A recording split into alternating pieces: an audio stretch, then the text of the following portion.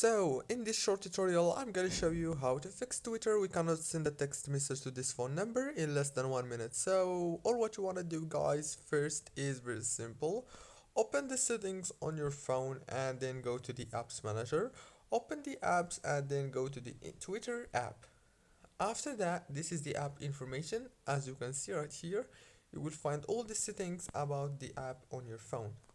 So click here on the storage, click on this clear data option, and then go back, click on the open by default, click on open separate links in this app, and click always allow.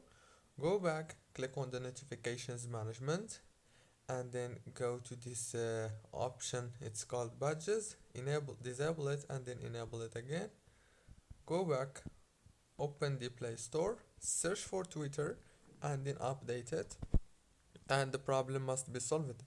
Don't forget to like. Thank you so much for watching the video.